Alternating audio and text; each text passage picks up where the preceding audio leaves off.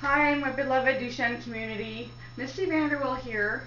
Yesterday was 2 months since my son Luke passed, and I'm finding that there are some people that are still just now finding out, and I have tons of messages, and every time I post, everybody's been so supportive and wonderful in the prayers.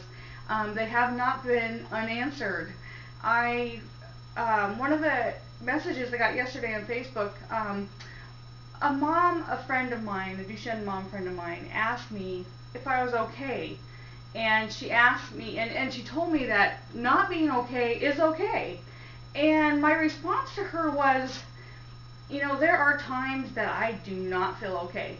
I mean, at least it feels that way. The waves of sadness that come over are just indescribable. And there are times where I just want to lay down and cry, and I do allow myself. There's times I want to yell and scream. But overall, I am doing okay. I'm not great. I don't feel like my old self again. I don't know if I ever will be my old self again. I think it'll be a new self. When Luke passed, I got a glimpse of heaven.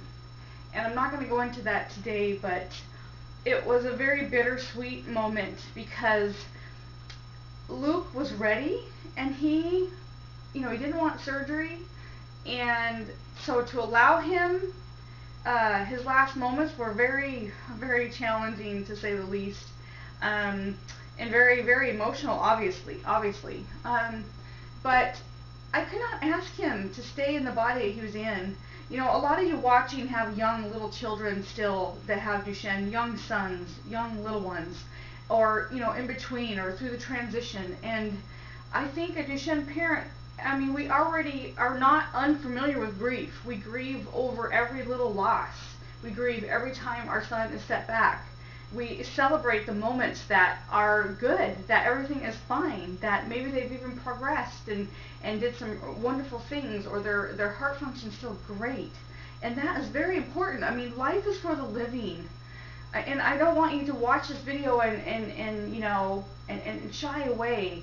We don't know a lot about grief. But I have learned over the last couple months that grief is normal, it's natural, and it's necessary. And grief, you can't do grief. Grief kind of does you, and learning to kind of go with the flow has been challenging, but I felt that it has brought me some more balance and more peace at the same time. And like I said, it's very bittersweet. I miss Luke every day, and I hope no parent out there has to go through that ever.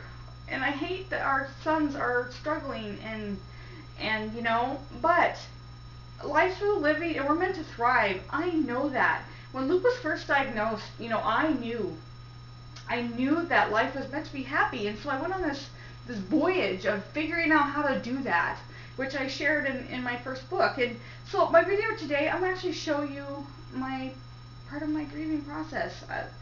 Stuff that maybe might seem a little crazy to you, stuff that might be maybe over the top. But I want to take you into my home here and to show you. So I'm going to pick up the camera, and we're going to walk around and show you some things that have helped me through this journey that I'm on now. So are you ready? So I'm going to take up the camera now. Here we go. Say, okay, over here I have pictures of Luke and Jenna. I'm just a freak, crazy person right now. I have baskets of just cards and mementos and things, and then this basket's full of hundreds of cards, even under them. There's so many. Everybody, the support I've been shown has been crazy. I light candles every day. I went through hundreds and hundreds. I've even lost count. Over here, I kind of have like a little bit of a mantle for him. It's his place in my house. It's the middle of our house. Our living room's over here. Our dining room's over here. And the kitchen's over there. And so I just have him in almost every single room. Angels people have given me have been just so beautiful. And she actually is a candle holder. She holds a candle that I'm burning all year long. don't know if you can see that. And then this beautiful angel right here, look at him. He's so beautiful. And just some pictures of Luke, and down below is more candles and Luke there, and just some stuff that he really liked. His little baby shoes, and my new angel that's going in my garden. And then the big angel that we had a big windstorm, so I had to bring her in. And that's kind of, she's there right now. I don't know what I'm going to do with her. And then over here I want to show you, I have some pictures of my daughter and I just being silly. And my granny passed at the beginning of March, and so she's there. And have my book and my ornament that this place that has his poem on it. I just cherish that. Everybody's been so loving. And then a little bit down the bar here, you know, I have pictures of Luke and I just everywhere. More candle holders, angels people are giving me. You know, I just love it. And I'm going to take you a little walk into the living room here, where I sit most of the time now. Here's Luke's. We brought Luke's love seat into the house. I sit here and read. This is my spot here. I have a Beth Moore daily devotionals helped, and Luke's letters. You know, his letters that I write to him every day or almost every day, and just some stuff. I found a new quote I really love. Let me see if I can set up the camera so you can see me. That's not so dark. Let me see how I can do this. Maybe I'll just hold it like this. Hope this is okay. I love the man that can smile in trouble, that can gather strength from distress and grow brave by reflection. And yeah, I've had to really reflect on my life and where I'm going to go from here. And you know, Luke was such my cheerleader in his presence, but I found that he can be my cheerleader now that he's even gone. You know, like I keep saying, life is for the living, and we're meant to thrive in the face of anything, especially Duchenne. Our sons rely on us. We're an example to them.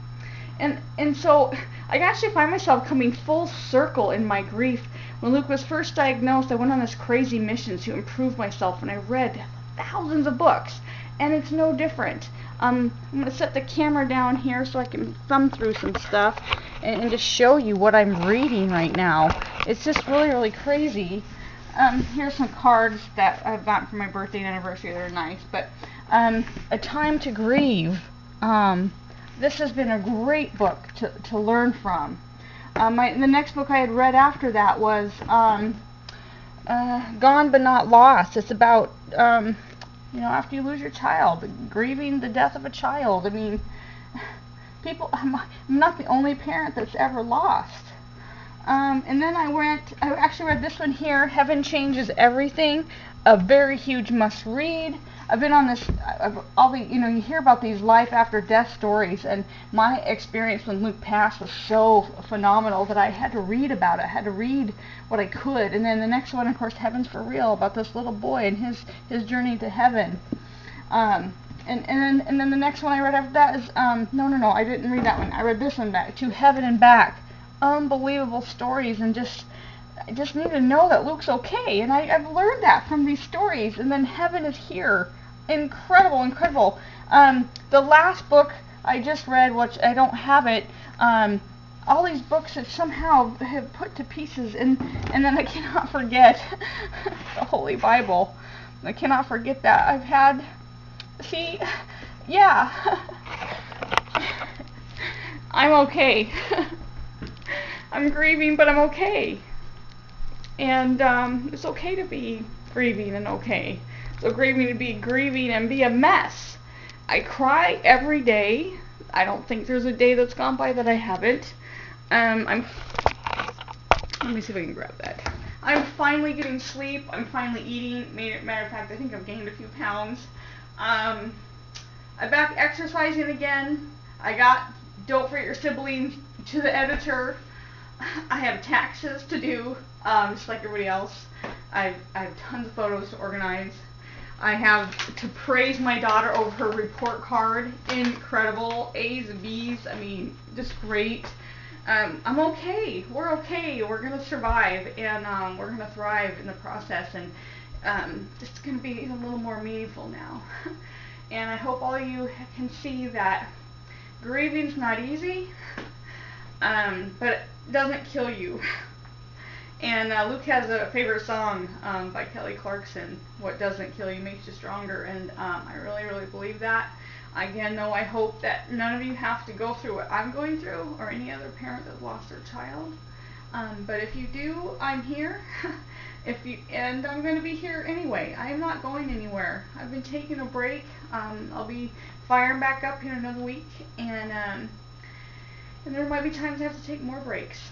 And you all have been just so amazing. I love every one of you. Thank you all for reaching out to me. Don't stop. I love it. I love it. The prayers and hugs are incredible. And one day I hope to meet all of you. And until then, I'm going to just kind of cut the video out here, and we'll see you soon. I love you all. Bye-bye.